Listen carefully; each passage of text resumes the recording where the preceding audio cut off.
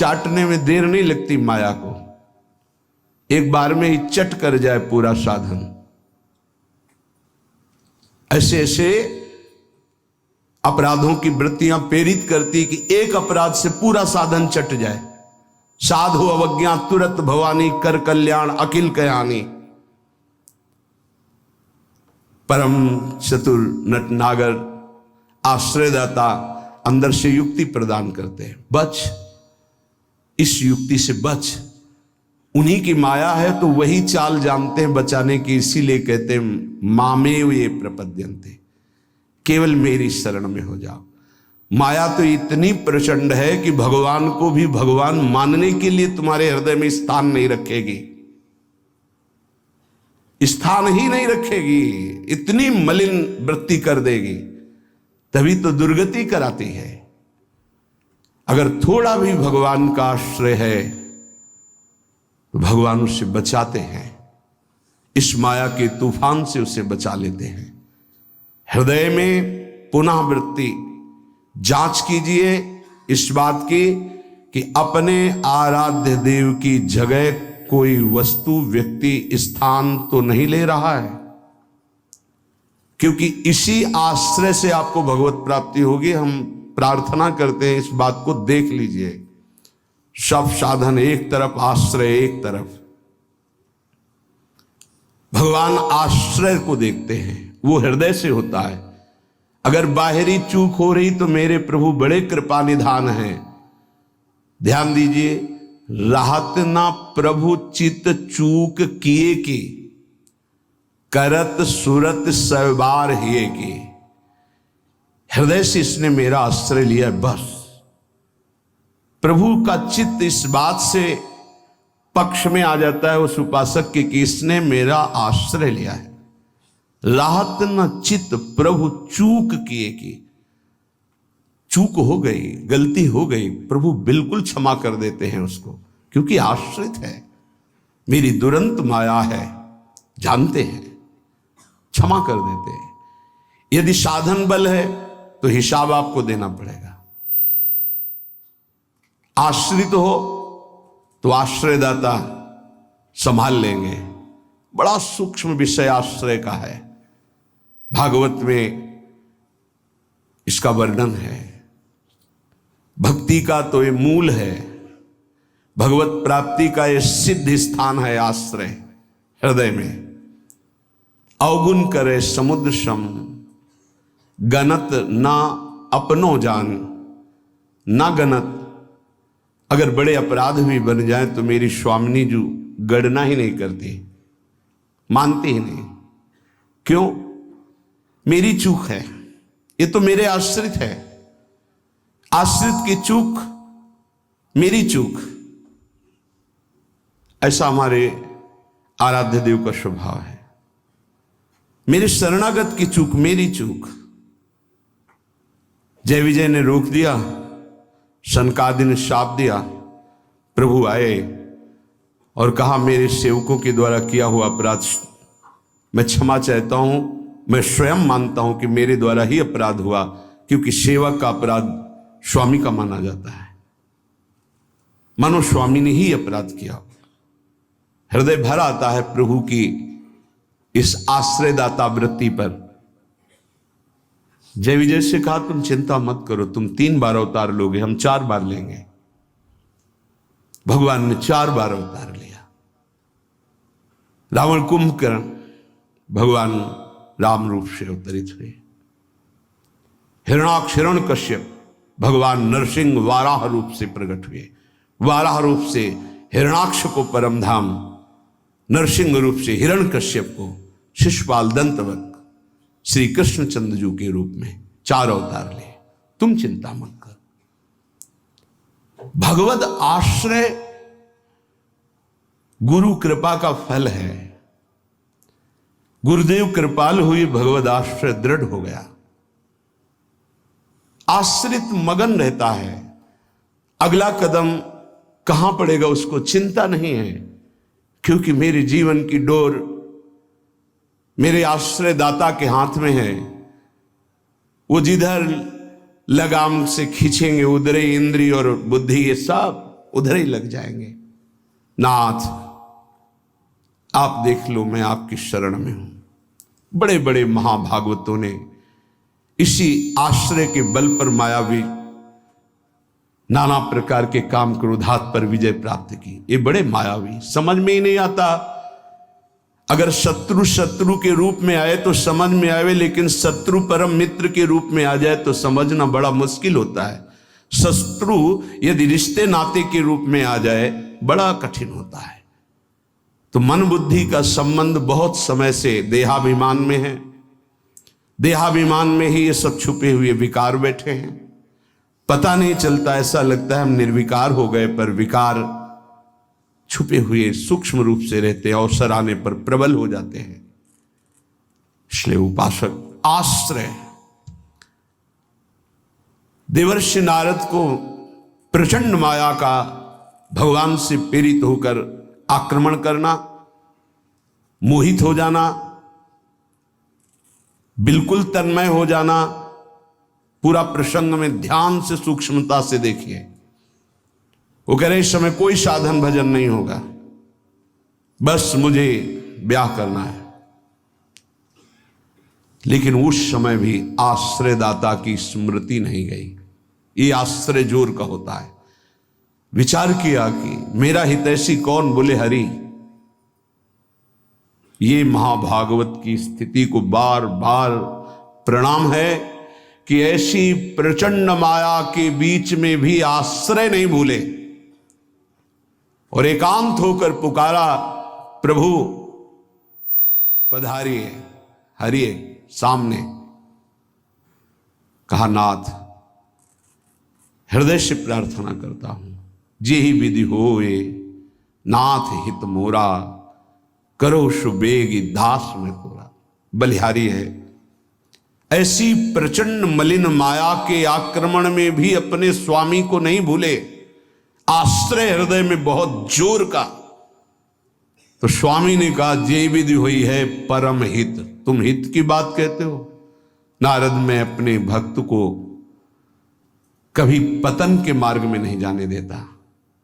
चाहे जितना उसका उपहास कराना पड़े, विरोध कराना पड़े, मैं ये सब सह लूंगा कि मेरे भक्त का उपहास हो रहा है, निंदा हो रही है, अपमान हो रहा है, पर मैं उसे पतन के गर्त में नहीं जाने देता। जाओ, जे विधि हुई है परम हित, नारद सुनो तुम्हारा परम हित जिसमें होगा वही मैं करूंगा। और वही किया प्रभु ने, परम हित कर दिया। इसलिए आश्रय, आश्रित को किसी भी तरह से कोई भी परास्त नहीं कर सकता। खास बात यह है, जहां किसी ने आश्रित को यह देखा कि इसमें तो ना तप है ना बल है, तो वो ये नहीं देख पाया कि आगे तो आश्रित दिखाई देता है लेकिन गोद में बैठा है आश्रयदाता की। 5 वर्ष के प्रहलाद जी का चमत्कार कोई साधन भजन नहीं था। 5 वर्ष की तो आयु है, क्या साधन भजन है? गुरुदेव देवर्षि नारद ने आश्रय पुष्ट करा दिया गर्भ से ही। इतना जोर का आश्रय है कि इतनी भयावह परिस्थितियां आने पर भी मन डगमगाया नहीं। मेरे हरि हैं ना, मेरे हरि हैं, मैं उनकी गोद में हूं, वो कण कण में है। क्या दिव्य आश्रय! इसीलिए सारी दिव्यता प्रहलाद जी के जीवन में पाई गई। गुरुदेव नारद जी से पहले उनका स्मरण होता प्रहलाद, फिर नारद। प्रहलाद नारद पराशर पुंडरीक व्यासंबरी सुख सौनक भीष्मदाल ध्यान। सबसे पहले भक्तराज प्रहलाद जी का नाम, क्योंकि 5 वर्ष की अवस्था में निष्काम धर्म की चरम सीमा में आश्रय की भारी स्थिति में प्रहलाद जी को पाया गया। ध्रुव जी भी महाभागवत हैं, पर पहला नाम नहीं लिया गया क्योंकि उन्होंने अटल पदवी की आकांक्षा की। निष्काम धर्म की चरम अवस्था प्रहलाद जी की। नरसिंह भगवान प्रकट हुए और पूरी लीला करने के बाद प्रहलाद जी को गोद में बैठाल के कहते, मेरी आज्ञा है, आप वरदान मांगो। हाँ प्रभु, आपकी आज्ञा का पालन करने के लिए वरदान मांगता हूं कि मेरे हृदय में कुछ मांग ही न रह जाए। ये क्या वरदान? मेरे हृदय में कुछ मांग ही न, आपको पाने के बाद अब क्या मांगू, क्या पाऊं? आश्रय, दृढ़ आश्रय, ये देहाभिमानी की समझ में नहीं आएगा। भगवद आश्रय, हृदय से आर्त भाव से जितनी दिव्यता वो सब आश्रय में विराजमान रहती है। इसलिए नाम आश्रय, धाम आश्रय, रूप आश्रय, लीला आश्रय, ये सब उसी परम आश्रय के खंभे हैं जिनके ऊपर प्रेम महल बनता है। इसी प्रेम महल में अद्भुत विलास और उसी में आपका प्रवेश, प्रेम विलास में। नाम रूप लीला धाम ये महल के खंभे हैं, प्रेम महल के। और आश्रय, दृढ़ आश्रय आराध्य देव का है। कैसा दृढ़ आश्रय? यह जोरी अविचल वृंदावन, नाहिन आन सुकाज, नाहिन आन सुकाज। मेरे प्रिया प्रीतम, हमारे माई श्यामाजू को राज। देखो आश्रय, मेरे प्राणनाथ श्री श्यामा शपथ करो तृण छिए, कसम खा के कहता हूं, हृदय में केवल श्यामाजू का आश्रय। आचार्य चरण कह रहे, मेरी महारानी श्री राधा रानी, जाके बल में सब सो तोरी, नाहि नान सुकाज, शपथ करो तृण छिए, सब सो तोरी, लोक वेद कुल कानी, मेरी महारानी श्री राधा रानी। ये महान पुरुषों ने आश्रय को अपने हृदय की कृपा करके परिचय दिया, तब समझ। आश्रय सच्ची कहते हैं, आश्रय एकमात्र आश्रय। नहीं ऐसी धूल भरी आंधी कि तुम समझे नहीं पाओगे कि साधन कर रहे हो कि असाधन कर रहे हो। बहुत सावधानी की जरूरत है, क्योंकि चित्त द्रवित हो जाता है। द्रवित चित्त में जो भी संस्कार डालोगे बहुत जोर के होते हैं। जैसे मोम को पिघला दिया जाए, फिर उसमें जो छाप लगाई जाए वो बहुत जोर की लग जाएगी। चढ़ के मैन तुरंग पर चलिबो पावक माही, प्रेम पंथ अति कठिन है, सबको निबहत नाही। जैसे मोम के घोड़े पर बैठकर आग से निकलना हो तो कैसा खतरनाक खेल है, ऐसे द्रवित हृदय से विषयों को पार करना है। कोई भी आकर्षण, कोई भी व्यक्ति वस्तु स्थान अपना अधिकार बना सकता है हृदय में, क्योंकि द्रवित हृदय, एक बार छाप लग गई तो द्रवित हृदय की छाप को मिटाना बहुत कठिन होता है। इसीलिए उपासक को जब वो असावधान होकर विषय में फंस जाता है तो बहुत ही आसक्त चित्त पाया जाता है, क्योंकि वो निर्मल द्रवित हृदय का सीधे हृदय से प्यार करता है, वस्तु से, व्यक्ति से, स्थान से। नहीं तो हिरन कोई प्यार की वस्तु जिस प्रेम के कारण अपनी रानियों का, पुत्रों का, राज्य का, समाज का त्याग कर दिया, उस प्रेम के आगे हिरन क्या चीज था। पर द्रवित हृदय, छाप लग गई, अगला जन्म हिरन का हुआ। द्रवित हृदय उपासक का होने लगता है। मलिन हृदय की छाप तो मिटाई जा सकती है, ये सूक्ष्म विषय है। विषयों में खेल रहा है, कोई भगवान से मतलब नहीं, तो जब जगेगा तो उसका हृदय साफ किया जा सकता है। जब ज्ञान होगा, उसको सत्संग मिलेगा तो सुधार बड़ी तीव्रता से हो जाएगा, यदि कुसंग ना हो तो। लेकिन यदि उपासक का हृदय आसक्त हो जाए तो बहुत ही उसमें विचित्रता पाई जाती है। जैसे द्रवित हृदय किसी रूप में फंस जाए, शरीर में फंस जाए, वस्तु में फंस जाए, उसकी एक विलक्षणता होगी उपासक की। जैसे वो प्रभु की तरफ चला था वैसे ही विषयों में अनन्य होकर के चलने लगेगा।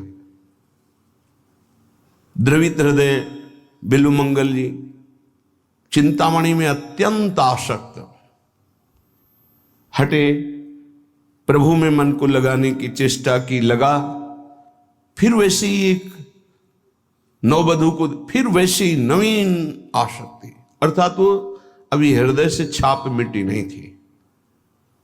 इसीलिए उन महापुरुष ने अपनी दोनों आंखों को ही विदा कर दिया। मेरे नाथ से तू फिर मुझे विमुख किया, फिर मुझे विमुख किया, अब संसार को देखूंगा ही नहीं। दोनों आंखें फोड़ ली। द्रवित हृदय, अत्यंत आसक्ति, ये विषयी पुरुष नहीं कर सकते ऐसी आसक्ति, वो विषय में भी ऐसी आसक्ति नहीं कर सकते जैसी उपासक आसक्ति करेगा। इसलिए बहुत सावधान, उपासना के मार्ग में अपने आराध्य देव की जगह किसी को नहीं देनी चाहिए। उनकी जगह कोई है ही नहीं, समान ही नहीं, तो बढ़कर क्या है। पर सही मानिए हम अपने आराध्य देव से बढ़कर किसी को स्थान दे देते हैं, वो चाहे कोई शरीर हो, वस्तु हो, स्थान हो, कुछ भी हो। इसका परिचय यही कि अपने आराध्य देव के स्मरण का महत्व नहीं रहा, स्मरण छूट रहा है, स्मरण छूट गया और तुम राजी हो। तद स्मरणेन परम व्याकुलतेत, इसका मतलब तुमने अपने आराध्य देव से बढ़कर कुछ मान लिया। बड़ी मलिन बुद्धि है, बड़ा मलिन मन है। इष्ट कृपा, गुरुदेव कृपा अवसर आता है मुक्त होने का। इंद्रियों को संयम में कर कर प्रेम समुद्र में डूबने का, पर धिक्कार है ऐसे मन को, ऐसी बुद्धि को जो पुनः मलिन भोगों में फंसा देती है, मलिन संसार के राग में फंसा देती है। विचार करो, कोई भी उपासक जब ग्रह त्याग करता है वास्तविक भगवत लक्ष्य करके, तो कितनी सामर्थ्य उसके हृदय में भगवान देते हैं कि माता के चरणों का राग, पिता के दुलार का राग, परिवार के राग को स्वाहा करके, शरीर के राग को पता नहीं भोजन मिलेगा कि नहीं, व्यवस्था होगी कि नहीं, कोई पीटेगा, अपमान करेगा तो सह लेंगे, हर कष्ट सह लेंगे, पर प्रभु को प्राप्त करेंगे।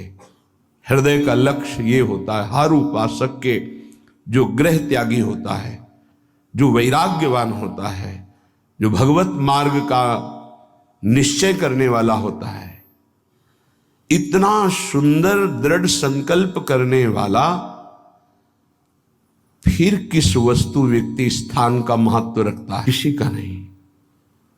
तो फिर क्यों आसक्त हो जाता है? बड़ी लंबी लंबी यात्रा करके भगवत मार्ग की, फिर किसी क्षुद्र विषय में विश्राम मानने लगता है, मनोरंजन करने लगता है। जहां दिन प्रतिदिन वैराग्य बढ़कर के उपरति की स्थिति में आना चाहिए, वहां वैराग्य घटकर राग की स्थिति में आ गया। किसी वस्तु, व्यक्ति, स्थान की प्रियता ने अधिकार कर लिया हृदय में। ये भारी विडंबना, माया का प्रबल आकर्षण।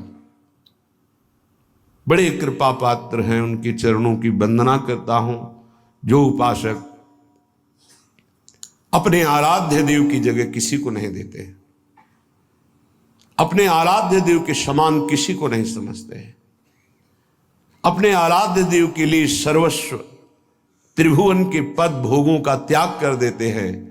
सतरति सतरति सा लोकाम तारयति, वो तर जाते हैं, वो लोगों को तार देते हैं। ऐसे महापुरुष बिरले होते हैं। भगवत कृपा से जो मार्ग मिला है वो वही मार्ग है। मम भक्ति युक्तो भुवनम पुनातु, मेरी भक्ति से युक्त हृदय वाला संपूर्ण लोकों को पावन करने की सामर्थ्य रखता है। चूक अपने लोगों से अब ये नहीं होनी चाहिए कि आराध्य देव की जगह किसी को दे दे। इसे बैठा लीजिए हृदय में। हृदय इतना ताला लगा के रखिए सुरक्षित कि हृदय में आराध्य देव की जगह कोई ले ना पावे। विश्वास कीजिए, बहुत प्रचंड भगवान की माया है, उन्हीं की है, इसलिए वो इतनी समर्थ है कि उनके स्थान में किसी को भी बैठाल सकती है। बहुत से नीच नीच वृत्ति को, बहुत से नीच नीच वृत्ति को, विश्वास कीजिए इस बात पर। अगर भगवान का आश्रय है तो साधु समागम मिलेगा और आपकी चूक का तत्काल सुधार होगा, तत्काल सुधार होगा। पर यदि अहंकार युक्त साधन रहा है तो लंबे समय तक तुम्हें जलना पड़ेगा। जब तक अहंकार गलित होकर आर्त भाव से पुकारोगे नहीं कि नाथ मुझे बचा लो, तब तक ये माया पछाड़ती रहेगी। ये हम पढ़ी लिखी बात नहीं कह रहे, ये संतों के हृदय की बात कह रहे हैं, ये साधकों के हृदय की बात कह रहे हैं।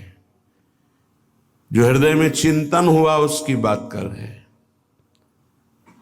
अगर हृदय को तन्मय किया जाए तो पूरे विश्व ब्रह्मांड में जितने हृदय, सब हृदय की बात हृदय में आ जाएगी। जैसे ध्रुव जी ने अपनी प्राणवायु बंद की तदात्म भाव से, तो संपूर्ण विश्व की चराचर जीवों की वायु अवरुद्ध हो गई, क्योंकि परमात्मा हृदय में विराजमान है। जो उसको जागृत कर लेता है तदात्म भाव से, जो पूरे विश्व को अनुभव करा सकता है। इसलिए मम भक्ति युक्तो भुवनम पुनातु। उपासक आश्रय से भगवत प्राप्ति होती है। इतना दृढ़ आश्रय, अन्य अवलंबन न हो, अन्य आश्रय न हो। जब तक शरीर का आश्रय रहता है तो देहाभिमान स्फुरित होता है, देहाभिमानी सोचता है कि अगर हम भगवान का आश्रय लिए तो हमारा साधन छूट जाएगा, क्योंकि साधन से देहाभिमान की पुष्टता होती है। मैं करता हूं, अहंकार विमूढ़ात्मा करता हमिति मन्यते। और जब हम आश्रय पर चित्तवृत्ति देते हैं, निरंतर उनका चिंतन, निरंतर सेवन, निरंतर गायन, निरंतर आश्रय, तो अभिमान गलित होता है। ये आंतरिक युक्ति है। अभिमान न रहे तो किसी विकार की ताकत नहीं कि हृदय में प्रवेश कर जाए। भ्रम तभी माया पैदा करती है जब अभिमान होता है। गरुण महाज्ञानी गुण राशि, महान ज्ञानी भगवान के वाहन, जिनके पंखों से सामवेद की ध्वनि निरंतर होती रहती है, उनको भ्रम हो जाना बड़े आश्चर्य की बात है। भगवान के नित्य सेवक, नित्य दास जब हरि विराजमान होते हैं तो उनके पंखों से सामवेद की स्तुति होती रहती है। परम पवित्र, उनके हृदय में भ्रम हो जाना, ये श्री भगवान है, जिनको एक निशाचर नागपाश में बांध देता और मैं मुक्त करता हूं, उस समस्त जगत को मुक्त करने वाले प्रभु है। नहीं, कैसे प्रभु हो सकते हैं? इनकी तो दशा में देख रहा हूं, नागपाश में कैसे पीड़ित हो रहे हैं। भ्रम हो गया। क्यों भ्रम हुआ? परम ज्ञानी भगवान शंकर उमा जी से कहते हैं, कीन होश कबहूं अभिमाना, सुख होवन चाह कृपा निधाना। मैंने भगवान की कृपा से जान लिया कि गरुण जैसे महापुरुष को जो भ्रम हो गया, व्याकुलता हो रही है, इनका चिंतन बदल गया। इसका मतलब इन्होंने कहीं अभिमान किया, उसी को खोना चाहते हैं प्रभु, इसीलिए इनको भ्रम हो गया। नहीं तो ये तो महान परम बंदनी भगवान के पार्षद है, इनको भ्रम कैसे हो सकता है? सोचो, इतनी ऊंचाई तक माया अपना दांव चाल चल सकती, तो हम आप क्या चीज हैं? दैन्य, दैन्य होकर के, भगवद आश्रित होकर के, फिर जो नाम जप करना, वाणी गायन करना, परिक्रमा लगाना और जो साधन है ये कृपा से देखा जाता है। इसमें अहम नहीं होता, मैंने किया, मैं ऐसा नियम लिए हूं, मैं ऐसा संकल्प किए हूं, मैं करता हूं। नहीं, मेरे स्वामी, मेरे आराध्य देव मुझसे नाम जपवा रहे, परिक्रमा लगवा रहे, धाम वास करवा रहे, से किंचन मात्र अहम नहीं। जब अपने में गुणों का चिंतन हो और दूसरों में कमी का चिंतन हो तो जान लेना चाहिए पतन का अवसर आ गया है। अब आपको ठोकर लगेगी, गिरना पड़ेगा आपको। सावधान हो जाओ, पुकारो प्रभु से, प्रभु बचा लो, अहंकार आ गया। बहुत घातक, बहुत घातक। अपने में गुण का चिंतन होने लगे, दूसरे में कमी का चिंतन होने लगे, तत्काल अपने आराध्य देव को पुकारो, आश्रयदाता को, नाथ बचा लो, अहंकार आ गया। ये अहंकार का परिचय है। लेकिन हम इतने के हैं कि हम निंदा भी कर लें तो प्रभु से पुकारते नहीं, बचा लो। इसका कारण प्रभु का आश्रय नहीं है। जो हम आश्रय आश्रय चिल्लाते हैं उसको समझिए, प्रभु का आश्रय नहीं है, गुणों का आश्रय है। और जितने भी गुण हैं वो मायाकृत है। गुण मानी संसार और सकल गुण प्रीत बिनु, बहुत धरत सिरभार, श्री हरिवंश कृपा बिना। बिना आचार्य कृपा के, गुरु कृपा के, गुणाभिमान हृदय में होता, उसी का संसार सम्मान करता है। तो बोले प्रीति के बिना सब व्यर्थ है। आश्रय से प्रीति होती, प्रीति से दृढ़ आश्रय होता है। उपासक हृदय में देखता रहे कि जिनके हम आश्रित हैं उससे बढ़कर कोई ना हो, तो पड़े रहोगे तो भगवत प्राप्ति हो जाएगी। हमारे शब्द को बहुत बिना किसी तर्क के, क्यों में के, इसे स्वीकार कर लो। यदि आश्रय दृढ़ है हरि का, एक ही उपाय से माया से मुक्त होने की बात भगवान ने कही। मामेव ये प्रपद्यन्ते माया मेताम तरन्तिते, इसमें कोई दूसरा शब्द नहीं बोला। ऊपर के श्लोक की पंक्ति में बताया अपनी माया की महिमा कितनी दुरत्य है, दुरंत है, प्रचंड है। दैवी हेषा गुणमयी मम माया दुरत्या। और उसके नीचे की पंक्ति में बताया उपाय उससे मुक्त होने का। मामेव ये प्रपद्यन्ते, बस माया में ताम तरन्ते, मेरे आश्रित। अभी ये आश्रय कैसे दृढ़ होता है तो उपाय बताया जाता है। आप ऐसे रहो, आप ऐसे चलो, आप नाम जप करो, आप वाणी जी गायन करो, आप ऐसे सेवा करो, इससे आपका आश्रय दृढ़ होगा। भगवत प्राप्ति आश्रय से होती है। विश्वास कीजिए, आश्रय से। यह गुण साधनते नहीं हुई, सर्वेषु साधन वरेषु चिरम निराशा। खास बात, आशा आश्रय दाता से है। आशास्य दास्यम वृषभानुजायास। हमारी आशा स्वामिनी जी से है। हमारा बल साधन नहीं, मेरे बल से वृंदावन रानी आश्रय दाता हमारा बल है। फिर हम साधन भजन क्यों करें? क्यों करना और करना, ना करना और करना, ये अब तुम्हारा विषय ही नहीं। तुम तो आश्रित हो। अब जोई कहां है, करें हम सोई, आयुष लिए चले निज दासी, ये आश्रित है। उपासक समझे, आश्रय के समान कोई भी साधन नहीं है। इससे श्रेष्ठ कोई भी साधन नहीं। आश्रय, भगवान एकमात्र आश्रय को देखते। आश्रय, अगर अंदर से भगवद आश्रय है तो माया विशेष विशेष प्रकार की चालें चले तो परम खिलाड़ी नटनागर प्रभु उसके हृदय में बैठकर बचाव पक्ष की युक्तियां देकर बचा लेते हैं।